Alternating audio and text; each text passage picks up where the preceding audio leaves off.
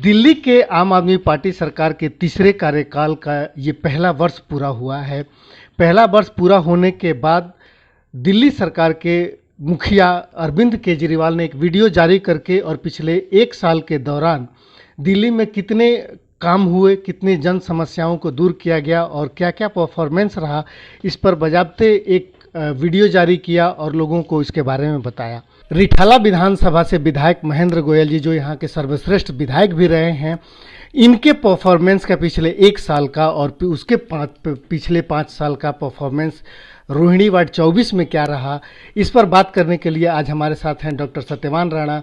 इनसे पूछते हैं कि कितना लाभ मिला वार्ड 24 को। सत्यवान जी, सबसे पहले तो बहुत बहुत स्वागत है आपका दिल्ली में। धन्यवाद अमिताभ जी आपका। कैसे देखते हैं आप अभी तक के जो 6 साल हैं आम आदमी पार्टी के मुख्यमंत्री अरविंद केजरीवाल के नेतृत्व में, इसके कार्यकाल को? सबसे पहले तो मैं माननीय अरविंद केजरीवाल जी को बधाई देना चाहूँगा।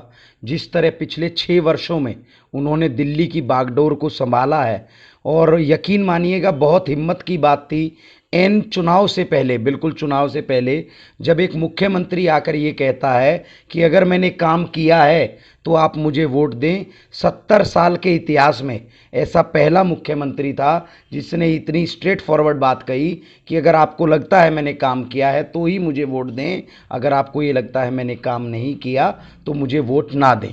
तो ये तो पहले ही दिल्ली साबित कर चुकी है 70 में से 62 सीटें देकर कि अरविंद जी की सरकार ने और अरविंद जी ने और इधर के जो 67 विधायक थे पिछले कार्यकाल में, उन्होंने काम किया था। और दिल्ली की जो रूपरेखा थी, अर्थव्यवस्था थी दिल्ली का जो सौंदर्यीकरण था, उसको एक अलग पैमाने पर ले गए वो लोग।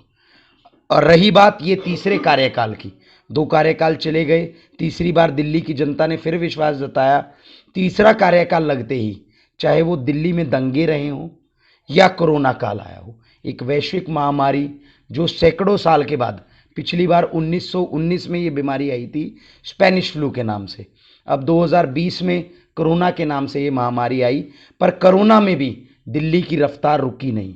चाहे वो बिजली का बिल हो, चाहे वो फ्री पानी हो, चाहे वो कोरोना के बीच एक सोचने वाले मुख्यमंत्री के द्वारा होम आइसोलेशन हो या प्लाज्मा थेरेपी हो। मैं आपको आंकड़ों के हिसाब से बताना चाहूँगा, पिछले गत वर्ष में, एक वर्ष में दिल्ली में तकरीबन 52,98,000 कुछ उपभोक्ता हैं पूरी दिल्ली में। 2 करोड़ की आबादी है हमारी दिल्ली की, उसमें 52,98,000 उपभोक्ता हैं, जिसमें से 74% उपभोक्ताओं का तकरीबन 38,23,000 लोगों का बिजली का बिल शून्य आया।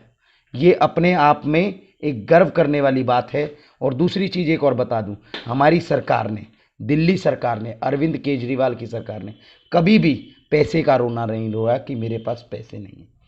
ये जो फ्री की बिजली है, फ्री का पानी है, ये कोई मुफ्तखोरी की राजनीति नहीं है। ये हमारे हक का पैसा है जो हमें वापसी मिल रहा है।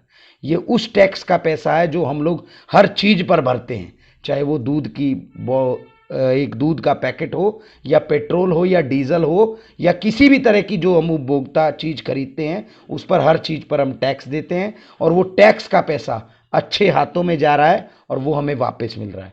तो इसी तरह पानी का बिल था, पानी के बिल में 20,000 लीटर पानी हर दिल्ली के नागरिक को दिल्ली के मुख्यमंत्री, दिल्ली के बेटे अरविंद केजरीवाल ने फ्री दिया, जिसके मद्देनज़र 24,70,000 उपभोक्ताओं में से 13,66,000 लोगों का बिल ज़ीरो आया। फिर से बताना चाहूँगा कि कोरोना काल में पिछले एक वर्ष में, गत वर्ष में देखिए 14 फरवरी को चुनाव का रिजल्ट आया था और 22 मार्च को तकरीबन लॉकडाउन लग गया था, पहला लॉकडाउन जो लग गया था।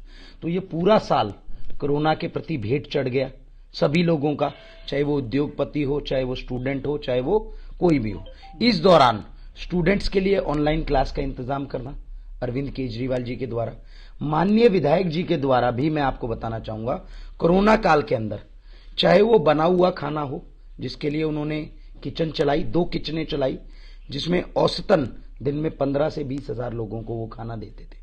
उसके अलावा कच्चे राशन की सुविधा, उसके अलावा विधायक जी ने 11,000 ऑक्सीमीटर जो केंद्र सरकार थी अरविंद केजरीवाल के एक आह्वान पर दिल्ली सरकार को दिए, और उसी में से तकरीबन 1100 ऑक्सीमीटर हमारे इस वार्ड के हिस्से में आए। तो जिन लोगों के पास ऑक्सीमीटर भी नहीं था, हम लोग उन लोगों को ऑक्सीमीटर तक दे रहे थे। उसके अलावा विधायक जी ने प्लाज्मा बैंक चलाया, जिसमें मैं भी अपने आप को गौरवान्वित महसूस करता हूं कि मैं भी उस टीम में था, चाहे वो अरविंद केजरीवाल जी की टीम हो, चाहे माननीय विधायक जी की टीम हो। प्लाज्मा बैंक, वो संजीवनी बूटी जो कि द्वापर युग में जब लक्ष्मण जी को बाण लगा तो संजीवनी बूटी हनुमान जी लेके आए थे, इस कलयुग में हमारे विधायक महेंद्र गोयल जी ने अपने सेनानियों के हाथों से प्लाज्मा का इंतजाम कराया, उन लोगों के लिए इंतजाम कराया जिनको शायद हम लोग पर्सनली नहीं जानते थे, जिनसे जान ना पहचान, जो सिर्फ रिठाला विधानसभा के निवासी थे। किसी भी व्यक्ति का अगर विधायक जी के पास फोन आया तो उन्होंने इस विधानसभा का बड़ा बेटा होने के नाते पिता का फर्ज निभाया और लोगों के लिए प्लाज्मा का इंतजाम कराया। तो मैं सैल्यूट करना चाहता हूं उन विधायक जी को।